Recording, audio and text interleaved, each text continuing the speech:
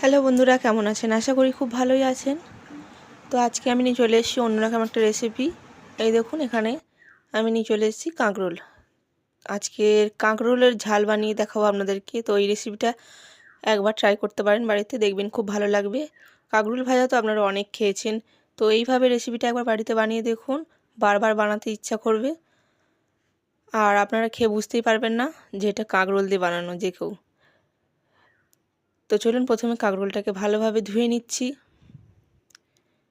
কাঁকরোলটাকে ভালোভাবে পরিষ্কার করে নিতে হবে, কারণ এর উপরের দিকটা অনেকটাই ময়লা আটকে থাকে, তাই ধুয়ে নেওয়াটা খুব জরুরি। তো আমি ভালোভাবে ধুয়ে নিচ্ছি। ধুয়ে নেওয়ার পর এটাকে আমি ওপর থেকে এইভাবে একটু করে ছেঁচে দিয়েছি। তারপর এইভাবে 4টে টুকরো করে কেটে নিয়েছি, দেখতেই পাচ্ছেন। তো এইভাবে টুকরো করে কেটে নিলে রান্নার একটু সুবিধা হয়। বেশি ছোট করার কিন্তু কোনো দরকার নেই, এইভাবে করলেই কিন্তু যথেষ্ট। তো আমি এর মধ্যে দিয়ে দিচ্ছি সামান্য হলুদের গুঁড়ো। তারপর আমি দিয়ে দিচ্ছি এর মধ্যে একটু নুন আর হলুদ গুঁড়ো একসঙ্গে দিয়ে ভালোভাবে এটাকে মাখিয়ে নিতে হবে।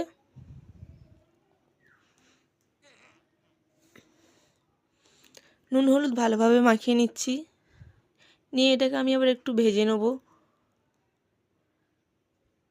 এই রেসিপিটা যদি ভালো লেগে থাকে তাহলে একটা লাইক করে দেবেন, কমেন্ট করে জানাতে ভুলবেন না বাড়িতে যদি কেউ বানান।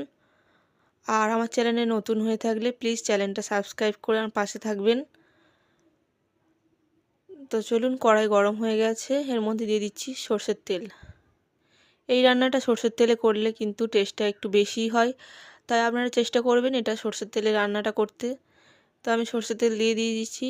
এর মধ্যে আমি নুন হলুদ মাখিয়ে রাখা কাঁকরোলটা এর মধ্যে দিয়ে দিচ্ছি।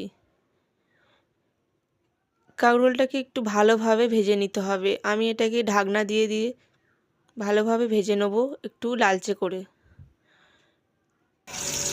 তো দেখুন, এইভাবে ভেজে নিয়েছি আমি। তারপর আমি ওই তেলের মধ্যেই দিয়ে দিচ্ছি কিছুটা পাঁচফোড়ন, আর দিয়ে দেবো কিছুটা টুকরো করা পেঁয়াজ।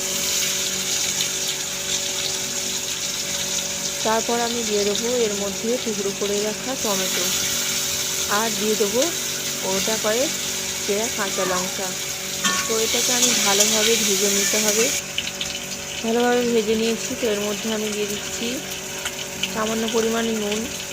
যেহেতু কাঁকরোল ভাজার সময় নুন দিয়েছিলাম, তাই একটু অল্পই নুন দিলাম। আর এর মধ্যে দিয়ে দিলাম আদা রসুন বাটা। আদা রসুন বাটাটা ভালো করে এর সঙ্গে একটু কষিয়ে নিতে হবে।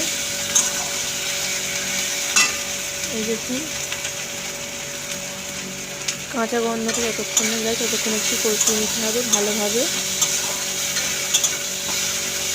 এরপর আমি এর মধ্যে দিয়ে দেবো কিছুটা হলুদের গুঁড়ো আর লঙ্কার গুঁড়ো।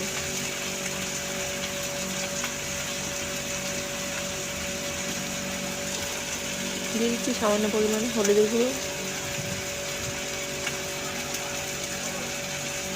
আর দিয়ে দেবো সামান্য পরিমাণে লঙ্কার গুঁড়ো। আমি এখানে লঙ্কার গুঁড়োর পরিমাণটা একটু কম দিলাম, আপনারা চাইলে একটু বেশিও দিতে পারেন। আর আমার মনে হয় একটু কম দেওয়াটাই ভালো, কারণ কাঁকরোলটা একটু তেতো তেতো লাগে, তাই ঝালটা একটু কম দেওয়াই ভালো। এর মধ্যে একটু আমি সামান্য পরিমাণে জল দিয়ে দিচ্ছি, আমার কড়াইয়ের মধ্যে একটু লেগে যাচ্ছে, তাই আপনারা বুঝে জলটা দেবেন। এটাকে আমি আরও কিছুক্ষণ কষিয়ে নিচ্ছি। এর মধ্যে আমি দিয়ে দেবো মূল উপকরণ। এই দেখুন, সর্ষে আর পোস্ত একসঙ্গে আমি বেটে নিয়েছিলাম, সেটা আমি দিয়ে দিচ্ছি। এটা এই রান্নার স্বাদটা অনেকটাই বাড়িয়ে দেয়। সর্ষে আর পোস্তটা একটু সমান সমান নেওয়ার চেষ্টা করবেন।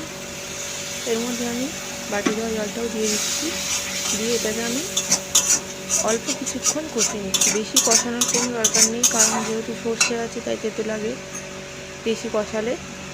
তারপর আমি দিয়ে দিচ্ছি এর মধ্যে জল। কাঁকরোলের পরিমাণটা বুঝে একটু জলটা দেবেন। কাঁকরোলটা তরকারিটা একটু গায়ে গায়ে হবে, তাই বেশি জল দেওয়ার কোনো দরকার নেই। কাঁকরোলটা সেদ্ধ হওয়ার মতো জল দিলেই যথেষ্ট। এর মধ্যে আমি দিয়ে দিচ্ছি ভেজে রাখা কাঁকরোলগুলো। ভেজে রাখা কাঁকরোলগুলো দেওয়ার পর আমি এটাকে ঢাকনা দিয়ে সেদ্ধ হতে দেবো কিছুক্ষণের জন্য।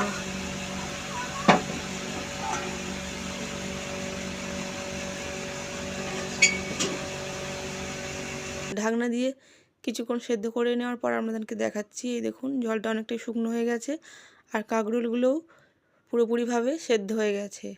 এই অবস্থায় আমি এর মধ্যে দিয়ে দেবো কিছুটা পরিমাণ চিনি।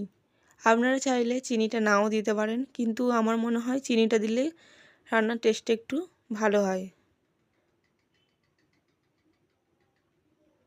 রান্নার ব্যালেন্সটা ভালোই হবে চিনি দিলে। তাই আমি সামান্য পরিমাণে চিনি দিলাম। কিছুক্ষণ আরও ফুটিয়ে নেব, নিয়ে এটাকে আমি আবার নামিয়ে নিয়েছি। এই দেখুন কাঁকরোলের ঝাল আমার একদম রেডি।